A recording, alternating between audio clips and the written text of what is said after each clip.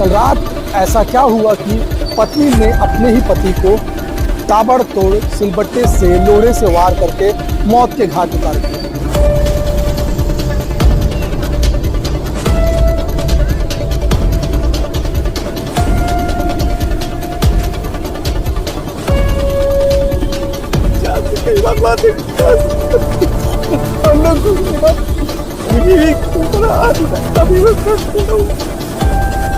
हम लोग इसी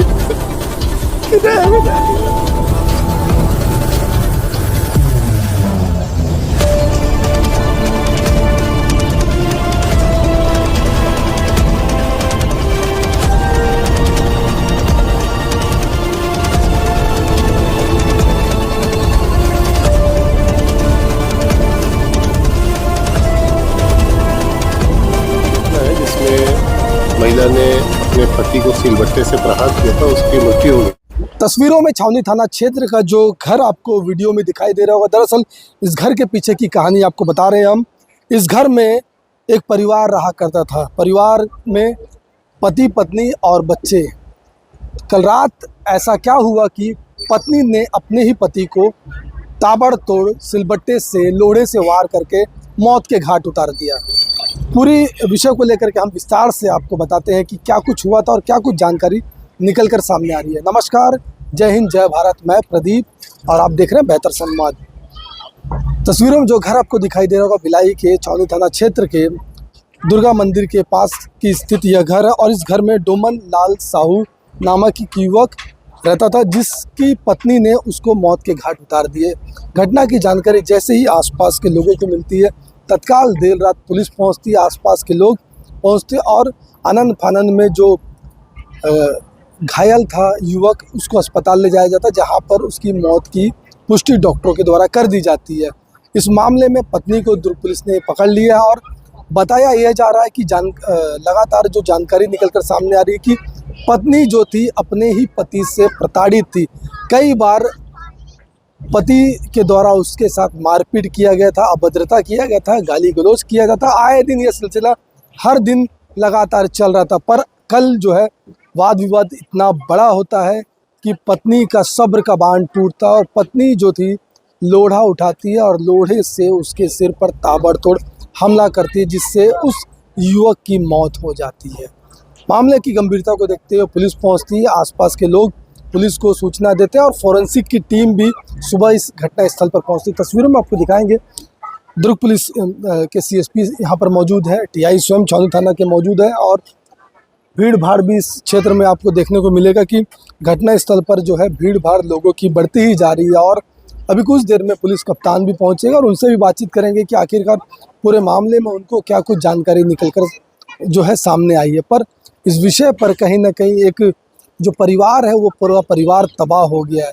पत्नी ने पति को मौत के घाट उतार दिया है, पत्नी अब जेल में होगी और बच्चे का लालन पालन कौन करेगा, बड़ा सवाल है। कहीं ना कहीं इस प्रकार की मनोदशा आखिर क्यों निर्मित हो रही है कि एक पूरा परिवार आए दिन गुस्से में आकर के, आवेश में आकर के अपने ही परिवार पर हमला करता है, जिससे उसकी मौत हो जाती है।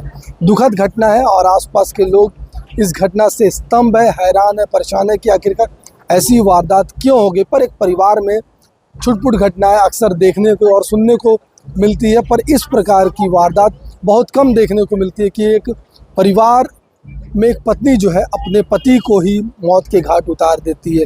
इसके पीछे का क्या कारण था, आखिरकार क्यों पत्नी ने अपने पति को इतने क्रूर तरीके से मारा कि उसकी मौत हो गई। इस विषय को लेकर के हम उनके भाई लोगों से भी बातचीत करेंगे और जानने का प्रयास करेंगे कि आखिरकार भैया हुआ क्या था।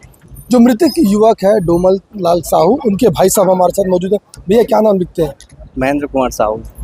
साहू भैया बताइए क्या हुआ था कि ऐसा मतलब घटना? मुझे ऐसी कोई भी घटना की जानकारी मुझे नहीं है। मतलब मैं 2008 से घर से बाहर हूँ। हम दो भाई और यहाँ पे बहू के फ़ोन करने के बाद लगभग 9:58 में फ़ोन करने के बाद भैया हम लोग को मार रहे थे।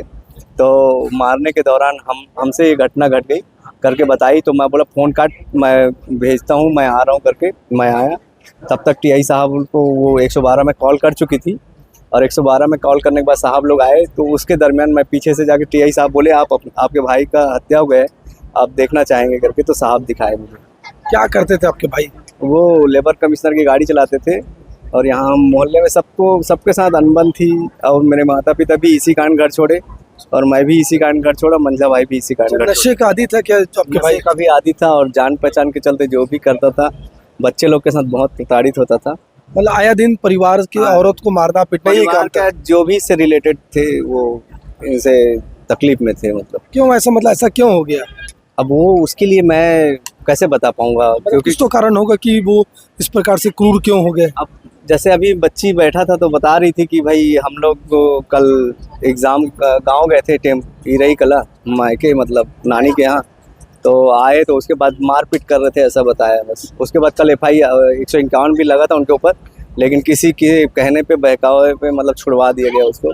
ये हमेशा उसके साथ जान पहचान का रहता था, मतलब अच्छा, कल की वारदात मतलब आपको क्या कुछ, जो आपके भाई की औरत ने क्या कुछ बताया था कल की मेरे बात को को? सिर्फ इतना ही बताया, भैया हम लोग को मार रहे थे, तो हम लोग को मारने के दौरान रुचि के पापा ख़त्म हो गए बोले। तो मैं बोला नहीं हो सकता, एक बार चेक कर, मतलब भेजता हूँ किसी को, मैं आ रहा हूँ पीछे से करके। पीछे से आया, उसके बाद बोला कि 112 में फ़ोन करके बता दो आप करके। 112 में फ़ोन। किस चीज से मतलब मार पड़ी थी उनको? ये मुझे कि मेरे को सिर्फ इतना बताया कि रुचि के पापा हम लोग को मार रहे थे तो वो ख़त्म हो गई करके, बस मेरे को इतना पता है। बाकी किससे मारे, कैसे मारे, क्या था, मैं नहीं देखा। कितने बच्चे हैं उनके? 2 बच्चे हैं, बड़ी लड़की है, छोटा लड़का है। मतलब परिवार में ये अकेला यहाँ पे रहते थे? हाँ, माँ बाप तो अपनी यही। वाइफ को लेकर के? हाँ, अपनी वाइफ को लेके। तो वाइफ से क्या मतलब आए दिन झगड़ा होते ही रहता था क्या?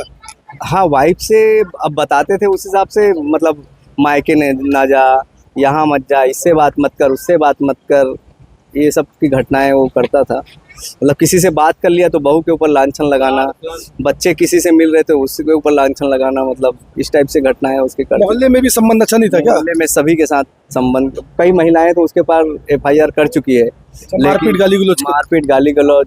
उसके अलावा क्या है, ये जाता भी था तो वो आके उसके घर में किसी बहू को, किसी बेटी को दुनिया भर की लांछन लगाता था कि तेरे को मैं देख लूँगा, तू मेरा क्या उखाड़ लेगी। ये सब घटनाएं घटती थी।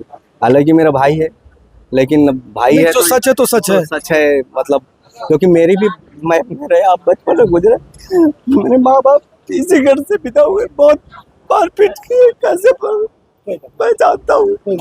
मेरे माँ बाप को 4 से कई बार मारने, हम लोग को कई बार मेरी बीवी के ऊपर हाथ उठाया, तभी मैं कर छोड़ा हूँ। हम लोग इसी किराए में रह लिए, भीख मांग के जी लिए, जिसके पास जिसका चेहरा नहीं देखना पता। बाकी मेरा पूरा जीवन ही यहाँ पे गुजरा है। मैं कैसे अभी भी पूरा बोलने वाले से मेरा व्यवहार पूछ सकता। ठीक है। मेरे को तकलीफ है, बच्चा लेकिन पालो, मैं ही पालो। बच्चे तो भी आपके साथ रह रहे हैं? मेरे साथ कल रात हिम्मत करो जो हो गया उसको आप आगे से हिम्मत नहीं।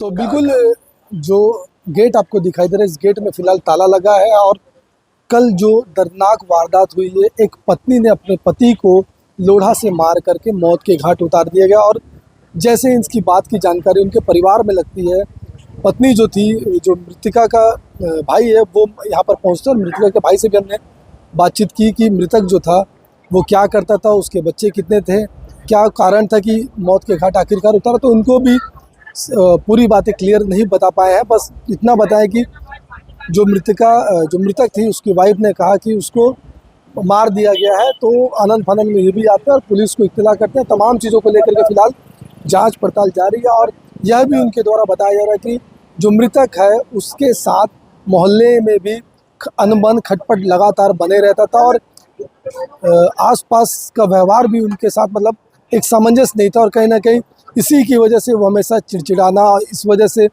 और परिवार में भी अक्सर विवाद की स्थिति बने रहती थी, जिसको लेकर के कल विवाद इतना बड़ा हुआ कि जो महिला थी अपने ही पति को मौत के घाट उतार दिया।